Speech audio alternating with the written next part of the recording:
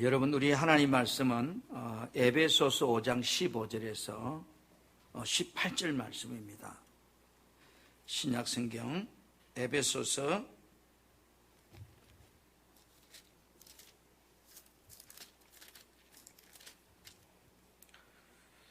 제가 가진 성경은 315페이지입니다. 15절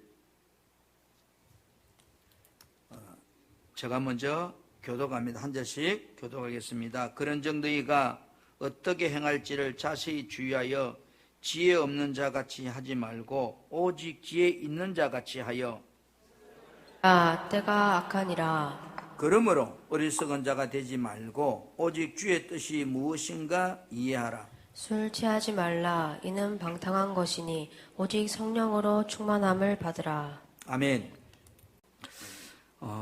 여러분은 예수 그리스도가 나의 죄를 위해서 피 흘려 죽으셨다는 사실을 믿으십니까?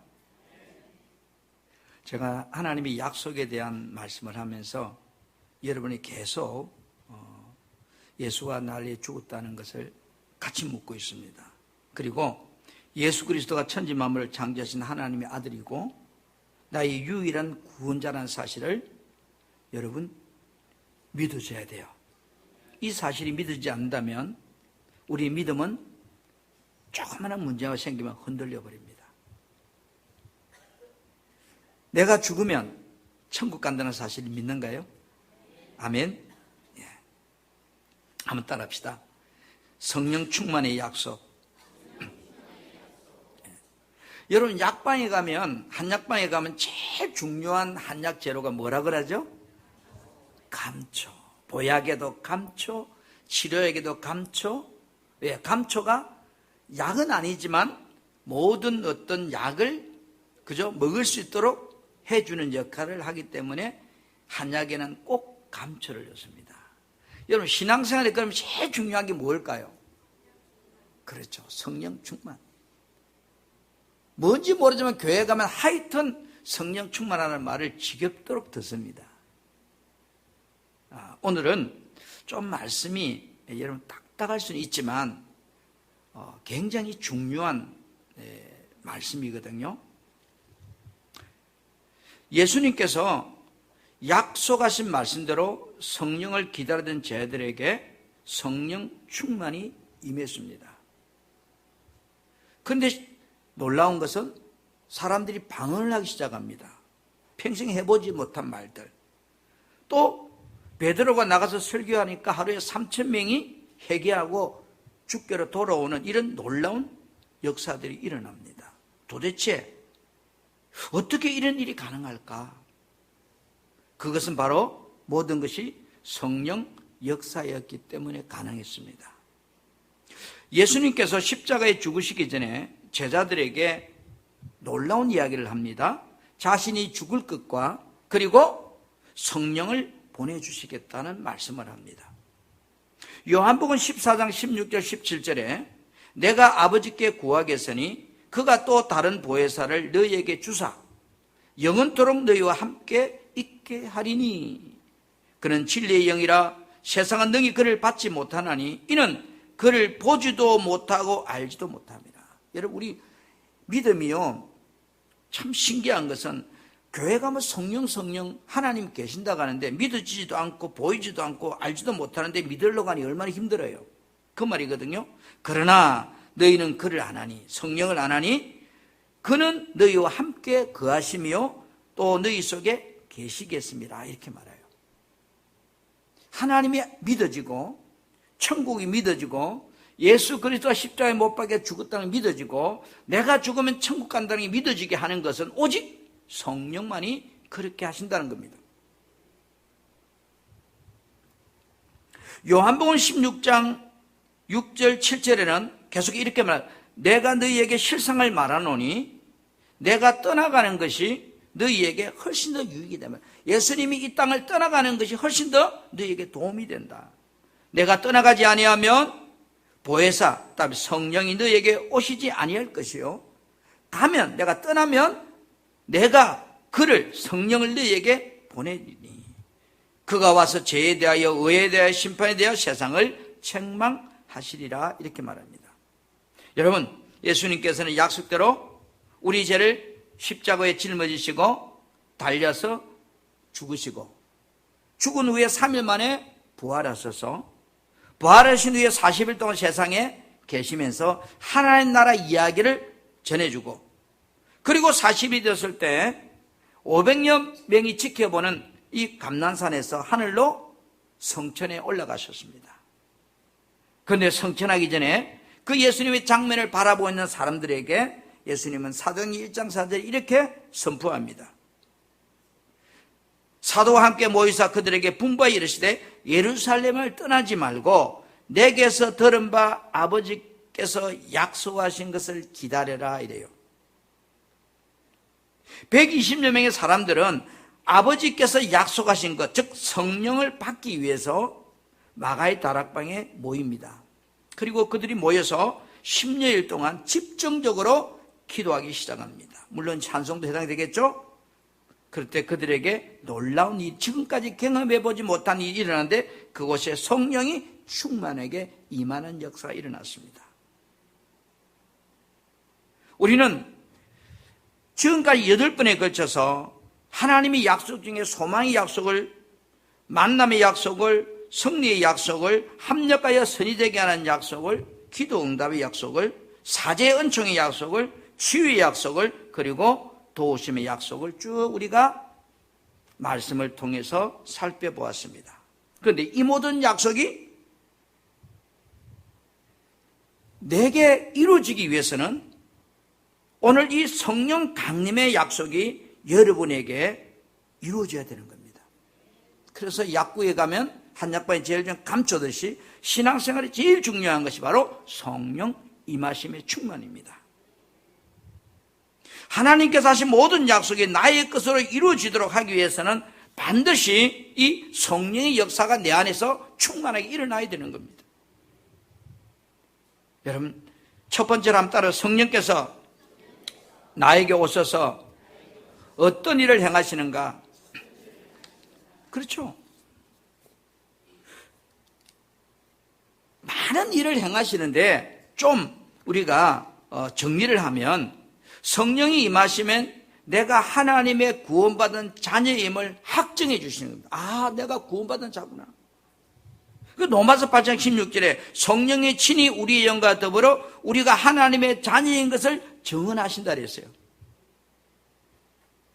성령이 내게 임하면 나의 속사람을 계속 더 성장할 수 있도록 강건하게 해준다는 거예요. 그래서 에베소 3장 16절에는 그의 영광의 풍성함을 따라 그의 성령으로 말미암아 너의 속사람을 능력으로 강건하게 하시며 이랬어요. 이 말은 속사람을 변화시켜 준다는 거예요. 여러분, 구원받았어도 내 성품이 금방 바뀌는 게 아니잖아요. 내 성품을 예수님 성품으로 바꿔주는 일을 하시는 분이 성령이다 이 말입니다. 그리고 성령이 내게 임하면 나의 삶에 죽음의 최후 그 순간까지 그분이 나를 인도해 가시는 겁니다. 그래서 로마서 8장 14절에 무릇 하나님 영으로 인도함을 받는 사람은 곧 하나님의 아들이라 이렇게 말합니다. 성령이 임하면 내가 주의 백성으로서 사명을 감당할 수 있도록 능력을 부어주시는 겁니다. 내가 하고 싶다고 하는 것이 아니고 일할 수 있는 능력을 공급해 주시는 겁니다.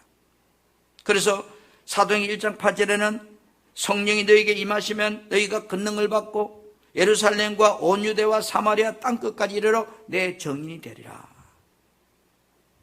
여러분, 전도가 성령 충만하면 저절로 된다는 거예요. 그 다음에 성령이 임하면 믿음의 확신이 생겨요. 믿어져요. 예수 그리스도가 날 위해 죽었다는 것이, 내가 죽으면 천국 간다는 것이, 이런 사실들이 믿어져요. 말씀이 믿어져요. 그래서 성령으로 하지 아니하고는 누구든지 예수를 주라고 할 수 없다고 고린도 12장 3절에 그렇게 말씀해요. 여러분, 성령이 임하면 신기한 것은요, 우리에게 주신 이런 은혜들이 다 깨달아져요. 성령 충만하면요, 불평이 없어져요. 감사가 돼요. 분명히 지금 이제 불평해야 될 상황인데 감사가 나와요. 짜증이 나야 되는 상황인데 기뻐요. 분명히 고통이 아프고 힘든데 그것이 하나님의 은혜로 내게 다가와요. 이런 역할을 하는 것들이 전부 다 성령이 내게 오셔서 나의 삶을 그렇게 만들어 주시는 거예요. 그래서 구원받은 성도에게 성령 충만은 나의 삶을 변화시키는데 절대적으로 중요한 분이다. 여러분들에게 평생 함께하며 도와주는 힘을 주는 존재가 있다면 여러분 얼마나 좋겠어요. 여러분에게 평생 함께할 좋은 친구 한 사람만 있어도 여러분 이 땅에 사는 동안 참 행복합니다. 그런데 성령님은 우리에게 믿음도 주시고 권세와 능력도 주시고 나를 인도해서 평생 내가 천국 가는 그날까지 나를 지키시고 보호하시고 축복하시고 역사해 주시는 분이 바로 성령입니다. 그러니까 우리는 너무너무 중요한 분이에요. 자, 두 번째로 여러분 따라 구원받은 자는 성령 충만을 받아야 한다고 명령하십니다. 여러분 성경을 보다 보면 명령하는 것이 참 많아요. 해보라고 하는 것도 있지만 내 의지와 상관없이 명령하는 말씀들이 참 많이 있어요. 왜 성령 충만을 받아야 되는가를 두 가지로 크게 정리합니다. 오늘 요한복음 20장 21절부터 23절의 말씀을 제가 봅니다. 예수께서 또 이르시되 너희에게 평강이 있을지어다 아버지께서 나를 보내신 것 같이 나도 너희를 보내노라. 이 말씀을 하시고 그들을 향하여 숨을 내쉬며 이르시되 뭐라고요? 성령을 받아라 이래요. 너희가 누구의 죄든지 사하면 사하여질 것이고 누구의 죄든지 그대로 두면 그대로 있으리라 이래요. 여러분 이 말씀은 예수님이 부활하시고 제자들에게 짱 하고 나타나셔서 하신 말씀이에요. 뭐 하라고요? 성령 받아라.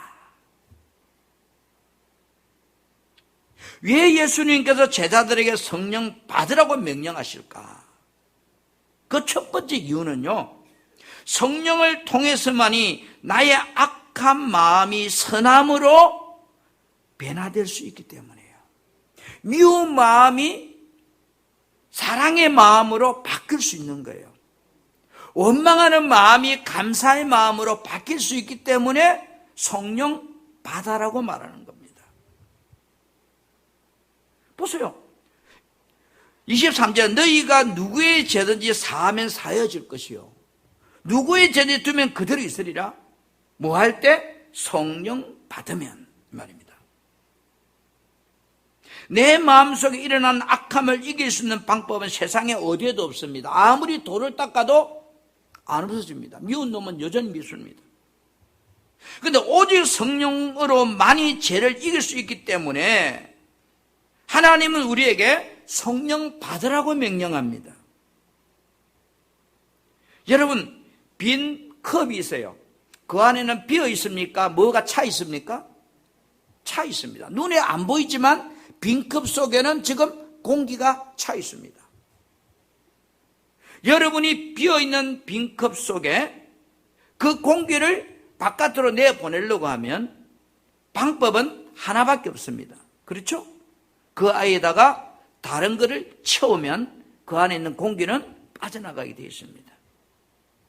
어떤 방법으로도 이 컵 속에 들어있는 이 공기를 빼내는 방법은 없습니다. 채워질 때만이 이것이 나가게 되는 겁니다. 우리 마음은요, 사람의 마음은 탐심으로 가득 차 있습니다. 그래서 모든 악이 발동하는 이유가 욕심 때문에 발동하는 겁니다. 그 어떻게 쫓아내죠? 산속에 들어가 돌을 닦으면 욕심이 없어지는가요? 예, 잠시 없습니다. 다시 또 들어옵니다.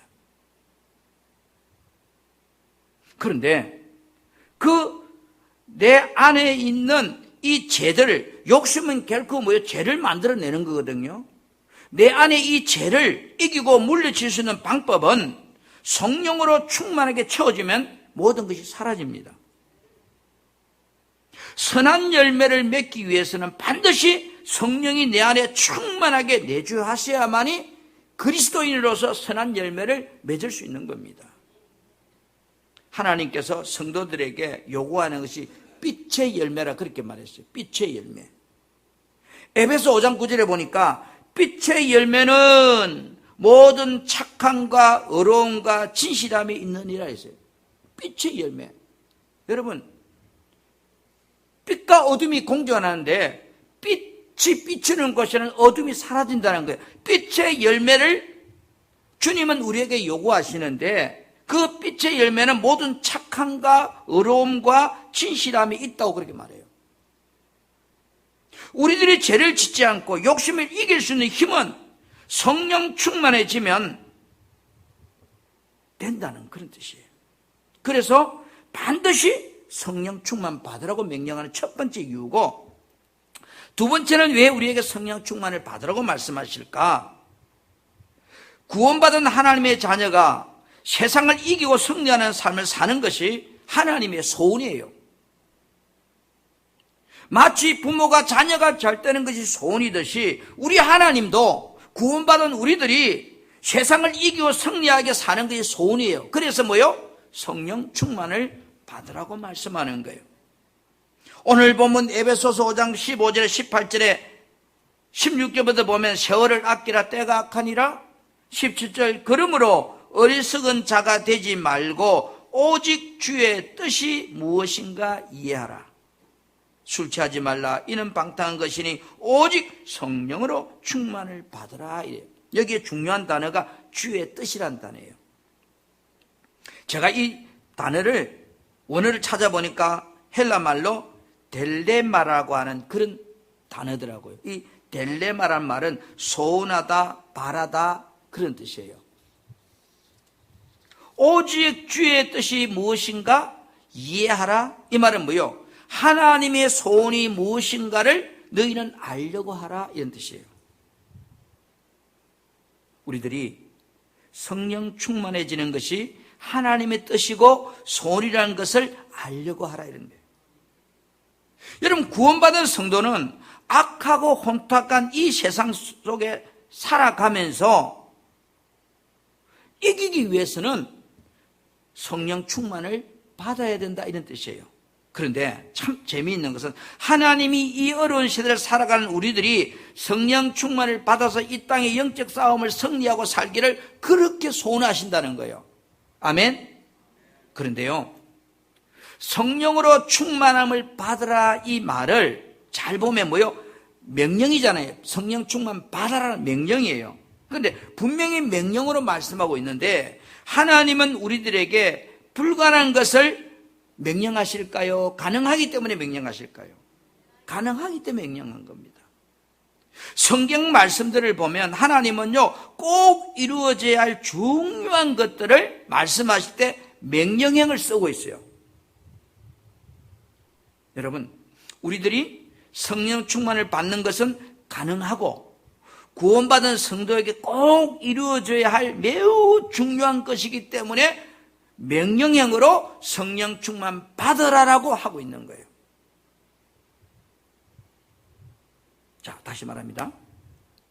성령으로 충만을 받으라 이 말은요, 성령에 취하여 성령의 지배를 받으시오 이런 뜻이거든요.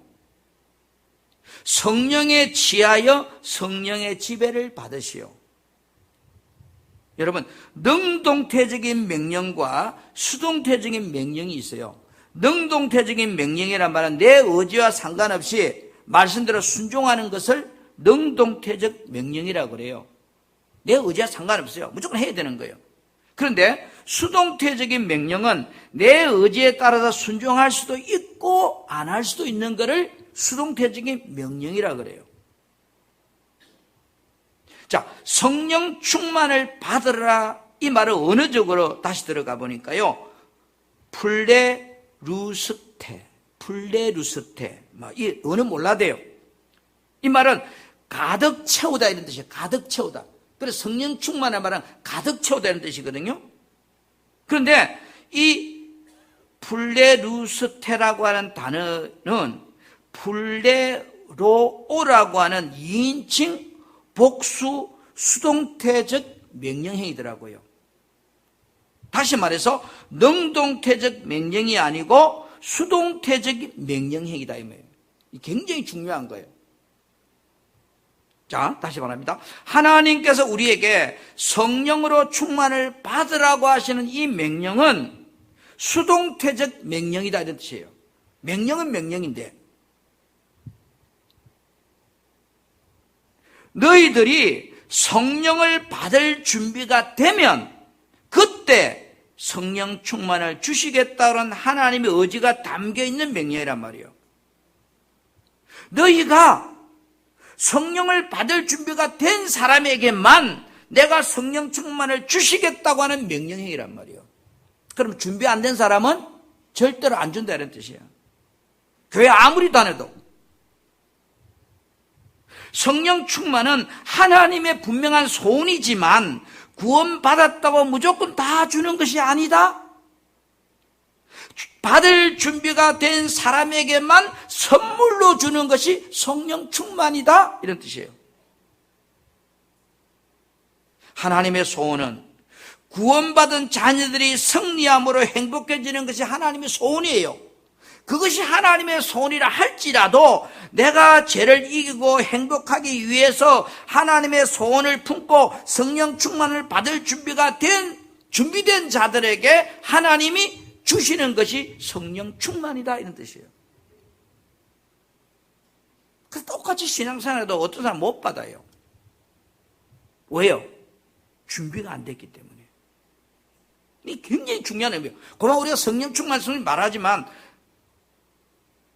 세 번째로 여러분, 하나님께서 부어주실 성령 충만을 받기 위해서 어떻게 준비해야 되는가? 여러분, 성령 충만하면 성령의 지혜서 성령의 지배를 받으시오 이 말은 다시 말해서 수동태적인 명령행위이기 때문에 너희가 성령 받을 준비가 되면 그때 성령 충만을 그 사람에게 주겠다? 그렇다면 내가 무엇을 준비해야 되는 거예요?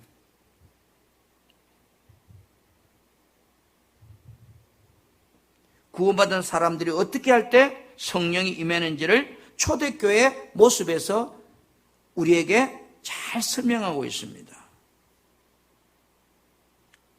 첫 번째는요, 하나님의 말씀이 선포될 때 성령의 역사가 활발하게 그곳에 임했다고 그랬습니다.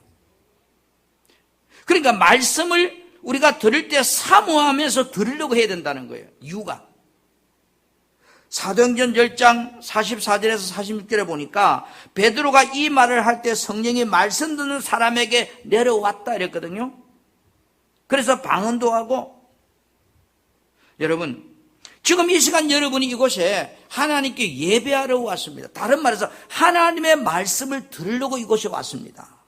그러니까 하나님의 말씀을 들을 때에 정말로 집중해서 들으려고 해야 되는 이유가 여기 있는 겁니다. 어떤 분은 말씀을 듣는 중에 성령이 임하셔서 몸에 자신의 병이 치유가 일어나기도 합니다.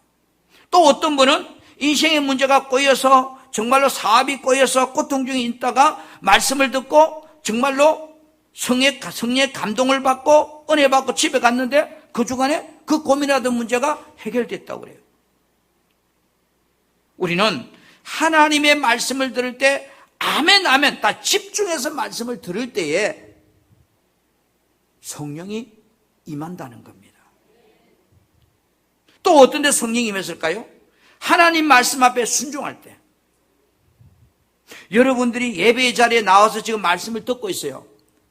누가 그래요? 목사님 오늘 은혜 많이 받았어요. 많이 깨달았어요. 여러분, 깨달았고 은혜 받았다면 그 깨달고 은혜 받은 말씀을 나가서 행동으로 옮겨갈 때, 다시 행동으로 순종할 때 성령이 임하는 겁니다. 그래서 사도행전 5장 32절에 우리는 이 일의 증인이요 하나님의 자녀들에게 순종하는 자녀들에게 주신 성령도 그러하다. 순종하는 자에게. 여러분들이 야 내가 오늘 교회 와서 엄청 은혜 받았어. 많이 깨달았어. 그러면 그 깨달은 말씀을 붙들고 한번 해보세요. 행동해보세요. 그러면 반드시 성령의 역사가 일어납니다. 근데 깨달았다 은혜 받았다고 집에 가서는 그거 끝입니다. 그러면 아무 의미 없어요. 우리들이 내 생각을 내려놓고 하나님의 말씀 앞에 순종하려고 할 때 하나님께서 성령을 보내주셔서 감당할 수 있는 은혜의 능력을 부어주시는 겁니다. 성경에 보니까요, 하나님께서 여호수아에게 모세의 뒤를 이어서 출애굽 여정을 네가 맡으라고 그럽니다. 그런데 여호수아는 너무 두려웠어요. 왜? 모세와 자기가 게임이 안 될 줄 차이 나는 인물인데 모세의 말도 안 듣는 저 이스라엘 인간들이 자기 말을 듣지 않을 거라 생각하니까 두려운 거예요. 두려워 떨고 있을 때 하나님께서 그렇게 말합니다. 여호수아 1장에 두려워하지 말라, 담대하라, 내가 너와 함께 하겠다고 그렇게 말씀하실 때 여호수아는 분명히 두렵고 무서워서나 순종할 때 성령께서 여호수아가 사명을 잘 감당할 수 있도록 그를 붙잡아 주셨습니다. 또 성령이 언제 임하는가요? 기도할 때 성령이 임했다고 그랬습니다. 누가복음 11장 13절에 너희가 악할지라도 좋은 것을 자식에게 줄 줄 알거든 하물며 너희 하늘 아버지께서 너희에게 구하는 자에게 성령을 주시지 않겠느냐. 예수님께 하늘로 올라가시면서 약속한 것을 기다리라고 말할 때 사도행 1장 4절 5절에 보니까 사도와 함께 모여서 그들이 분부에 이르러 예루살렘 떠나지 말고 내게서 들은 바 아버지에게 약속을 기다리라. 그래서 요한은 물로 세례를 베푸사 너희는 맨날이 못 되어서 성령으로 세례를 받으리라 그렇게 말했어요. 그러자 예수님은 하늘로 올라가시고 사도행 1장 14절에 보니까 제자들과 그 다음에 여자들과 예수의 어머니 마리아와 예수의 아우들과 더불어 마음을 같이 오로지 모여서 기도에 힘썼더라 했어요. 여러분 함께 모여서 한 마음으로 합심해서 기도했다는 거예요. 집중해서 기도할 때 성령이 임했다는 거예요. 우리가 문제가 있으면 당연히 기도해야죠. 그래 혼자 기도하는 것도 중요하지만 내 문제를 가지고 합심해서 기도하면 강력한 기름 부음이 그곳에 역사합니다. 여러분의 어려움이 있으면 도와주라고 함께 나를 위해 기도해 주라고 부탁하세요. 또 성령이 언제 임했을까요?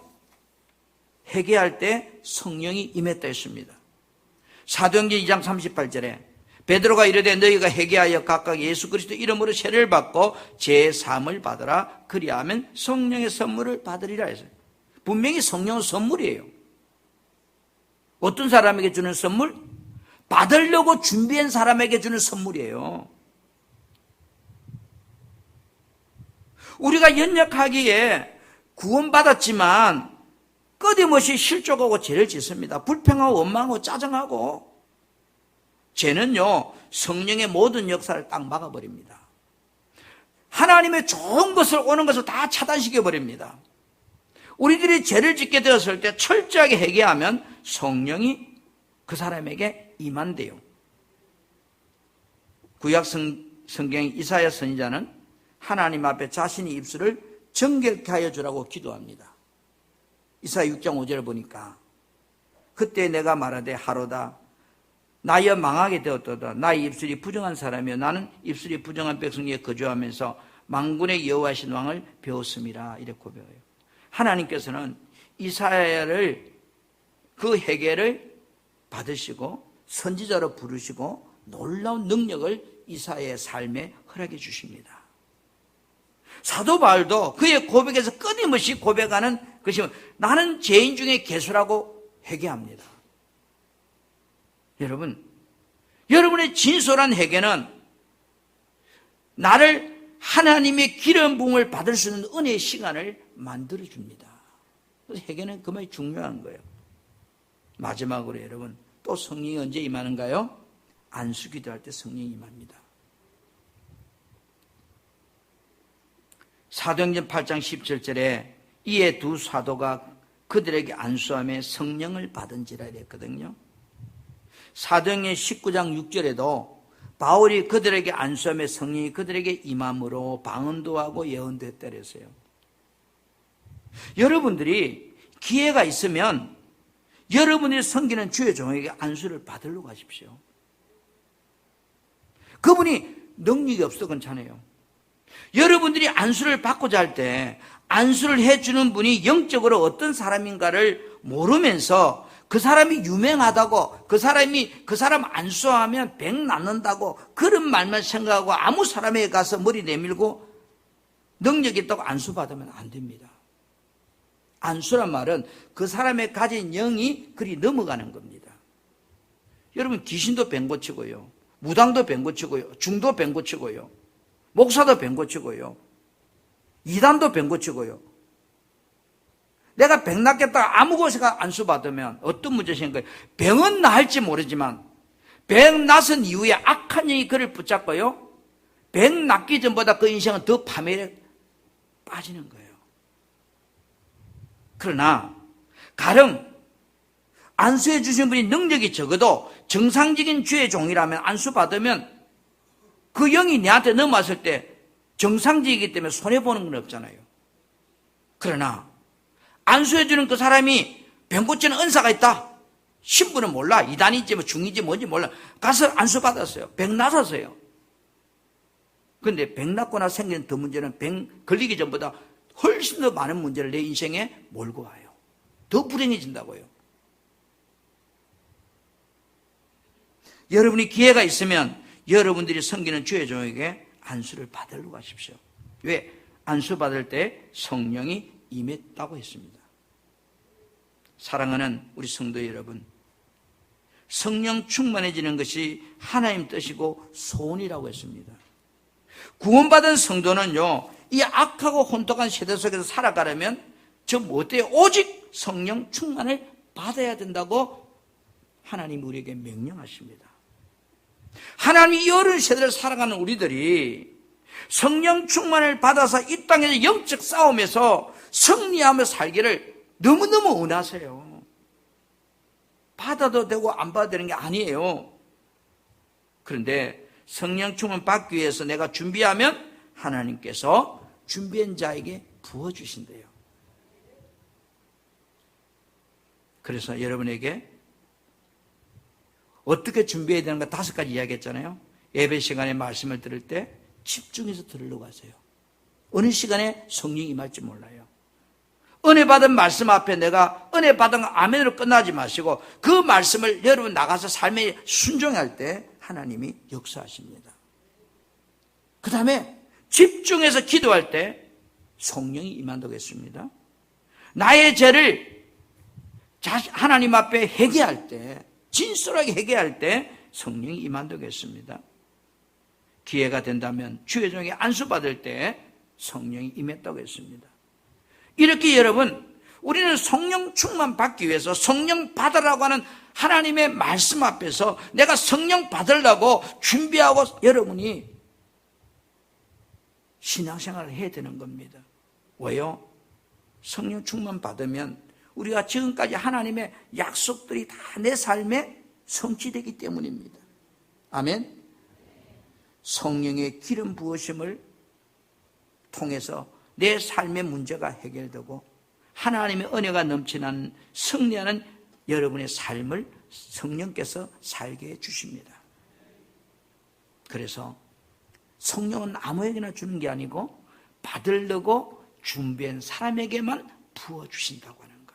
그래서 우리 풍성한교회 성도 여러분들이 정말로 준비된 자들이 되어서 부으시는 그 은혜의 성령을 받음으로 여러분의 인생이 정말로 기뻐 뛰며 즐거워하며 모든 인생의 삶의 문제가 해결되는 그런 놀라운 역사들이 일어나는 신앙생활이 되기를 주님의 이름으로 축복합니다.